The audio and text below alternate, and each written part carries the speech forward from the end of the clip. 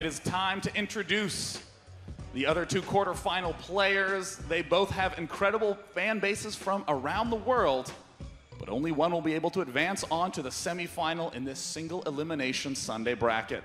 Millennium Stephano and Star Tails PartinG.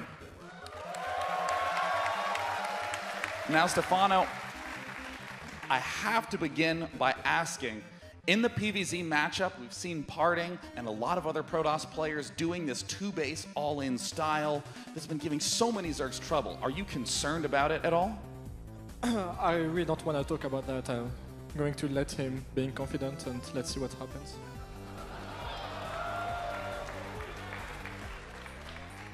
And of course, you have actually played no Protosses at this tournament. You've only had Zerg and Terran matchups, but in terms of your own ZVP, how do you feel it compares to your other two matchups?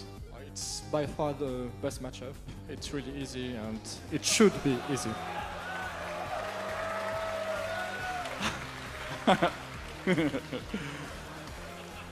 Now, I have to follow up by asking, I know you're playing PartinG right now, but is there any Protoss player you do fear playing? I saw the game between Red and Squirtle yesterday, and he plays a bit like a hero, and hero plays scares me a lot, so he's the only one I'm scaring things. I'm scared. Wow, yeah, mad props to Liquid Hero. He's not here, but we worked him into the show anyways. So of course I have to ask Stephano, what are your predictions for this match? Stupid question.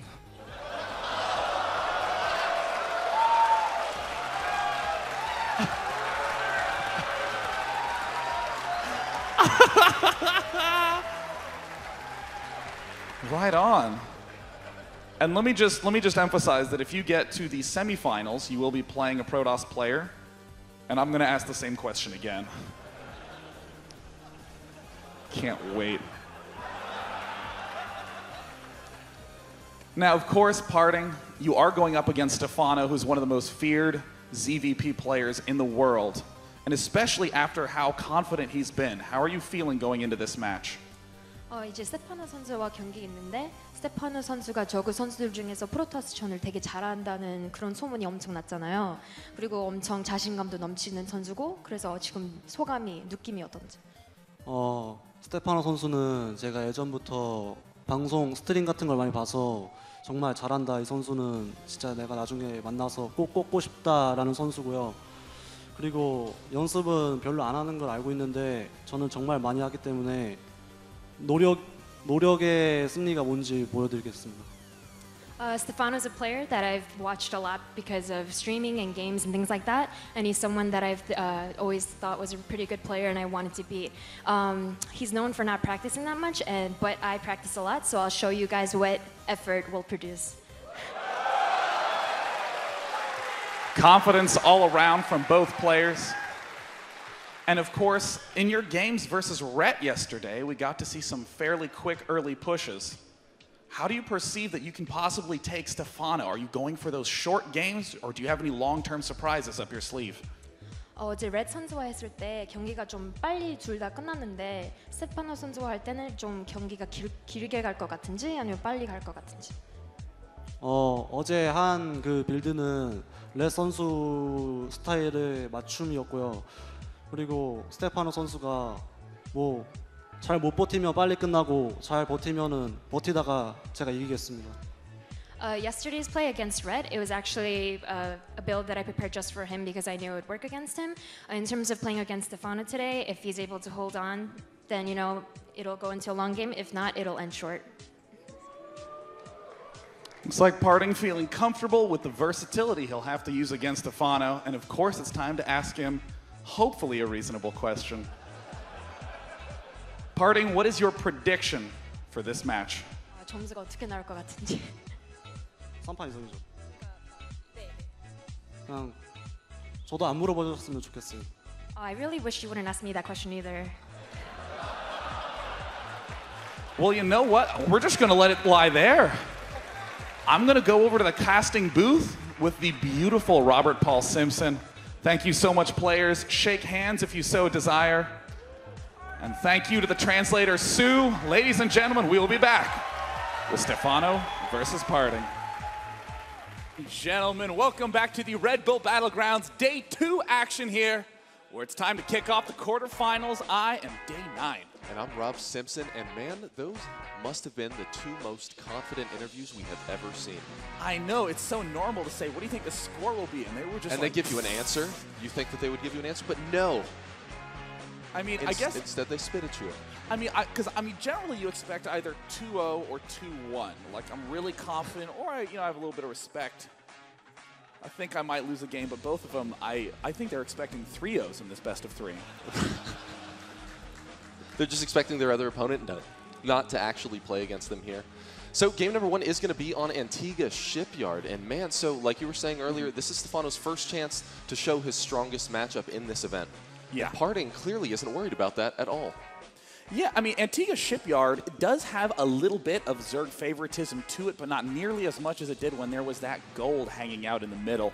I do think, though, that for PartinG, getting a 3-base play and staying very strong with those pushes is going to be key, because Zerg taking a 4th base on Antigua is always a nightmare. Now, you're saying that PartinG actually loves to end the game long before he's even going to allow Stephano to take a 4th anyway, right? Yeah. He was explaining that, well, if Stephano's able to hang on, then maybe we'll see a late game, but he's intending to never see that. Yeah, let's go ahead and do some introductions to our 2 players who technically don't need any because they did that themselves on the stage. Even if you are tuning into StarCraft for the first time, both these players have a ton of personality. Let's begin with the Korean player StarTale PartinG. He is generally considered the most feared PvT player on the planet with that incredible 66% win rate. I mean, I know it's not over a lot of games, but those are against Code S Korean Terrans. Right, he's only been playing the best players in the world to achieve those stats. So having him come over here and play against foreigners, I mean, he's going to be in a pretty good position. Now, on the other hand, let's talk about Stephano for a little bit. He's coming off of just so many victories. Oh, gosh, yeah. I mean, Stephano just seems to be unable to lose as of late. He's getting first in major tournaments back to back. And a lot of those are against Terran players. I mean, he's able to take some nice wins off Polt, exchanging games with him. But look at that sickening 72% win rate versus Protoss with all that crazy macro. Well, he said far and away that is his easiest matchup. Hopefully. So that explains those numbers. Looks like both players are in the game and are ready. Are you ready? And the answer is yes, Mr. Rob Simpson. Oh, man. Now, watching their chat before the game was actually a delight. Stephano was trying to set him off ease just a little bit, and PartinG reminded him, do you remember that last time we played, I beat you? Ooh. That almost seems so juvenile, but at the same time, considering how high the stakes are, it's totally kick-ass. Up in the top left corner, hailing from Korea, one of the big rising stars in the entire StarCraft 2 circuit, it is StarTale PartinG. And his opponent down in the 6 o'clock position, representing Team Millennium, the French Zerg. Let's hear it for Stephano.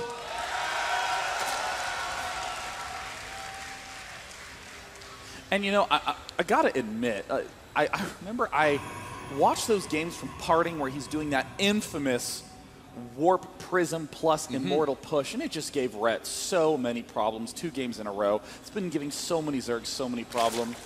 And I actually pulled Stephano aside after those games and said, have you dealt with this? How do you generally respond? And he's like, it's easy, build roaches.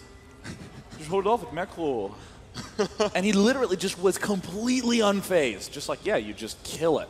If they try to do it, then you win a little bit earlier as opposed to winning later. And I'm always amazed at the fact that Stephano seems to be able to play almost any Zerg macro style brilliantly. Right, and he makes sure that his opponent doesn't affect however he plays, right? He essentially dictates how the game is going to play out.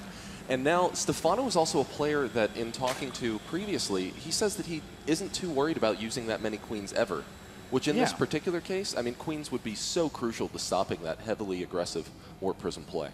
Looks like the Patrol Star coming out of PartinG as he tries to block this base. We've seen this out of PartinG time and time again, that he really does like to go for these pylon blocks. He has constructed the Nexus at his main expansion, but let's see if he'll go for the pylon block. And he does. Throwing it down. And Stephano not actually too worried about that. He's not going to try to rush out to the third base. As a matter of fact, I think that he's just betting that PartinG is going to cancel his pylon before letting it finish.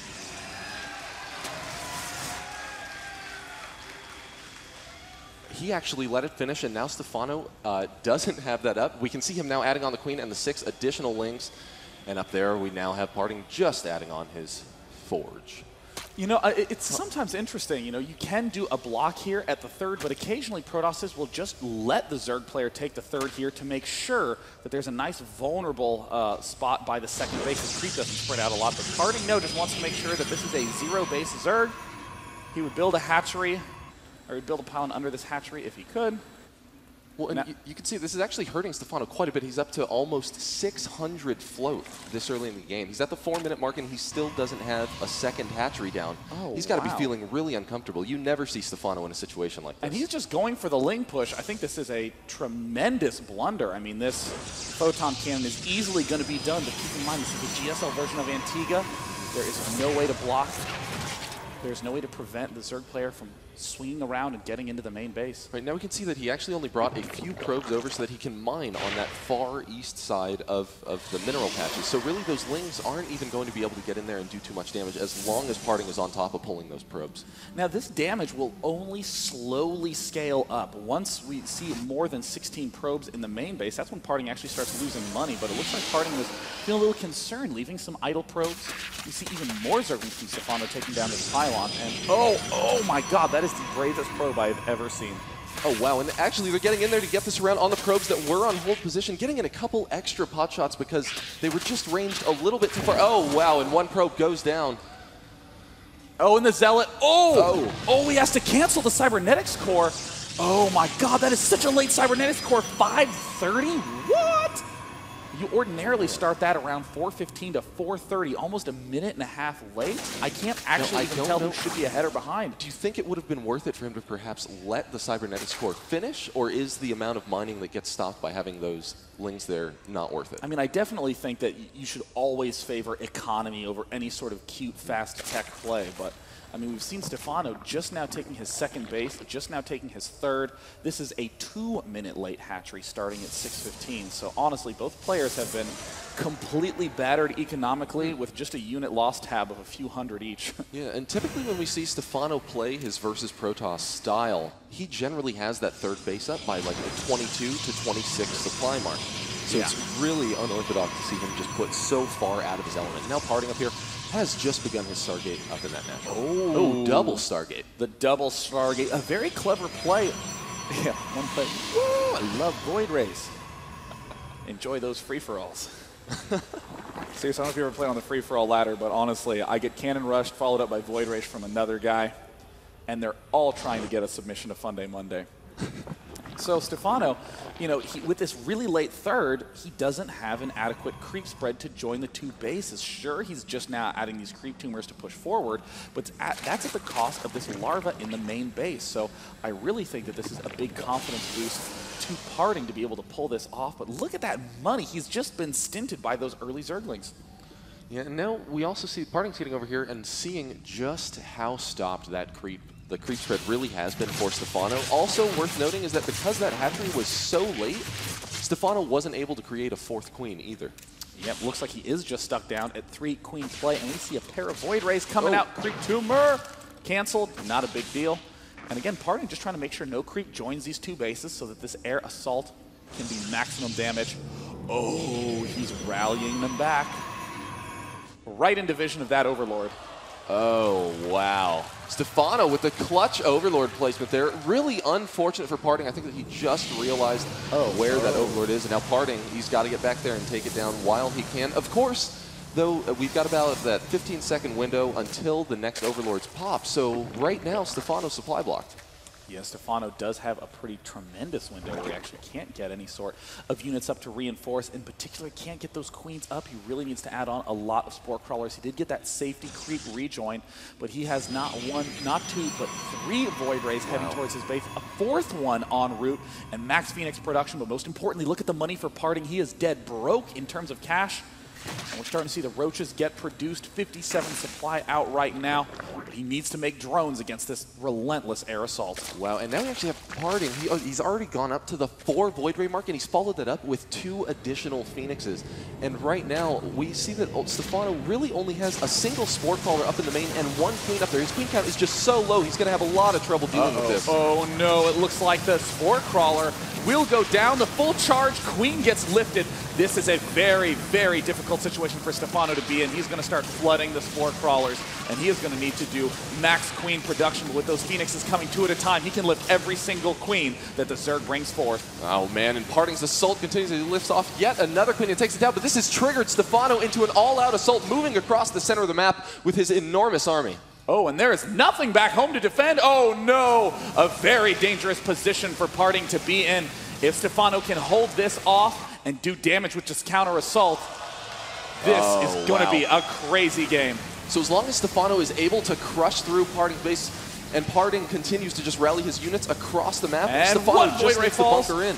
And the natural is going to be in shambles very soon. Just a single gateway in the main. 4 trying to be constructed. And I mean, Stephano's, I think his best play is to just build a bunch of Spore Crawlers at the 3rd.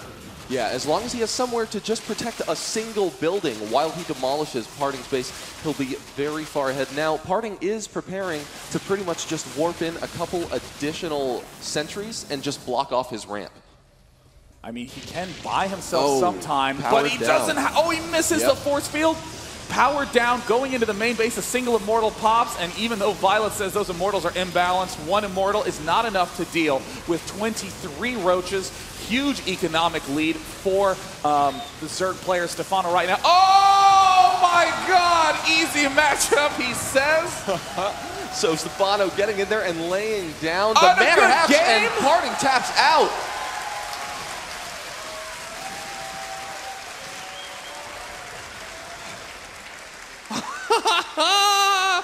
Unbelievable, you know. Wow.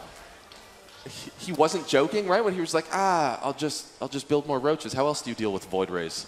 You know, it's kind of funny because one of the most important lessons that you can ever learn in StarCraft is that, you know, a lot of times people will say things like, how do you deal with mass Raven?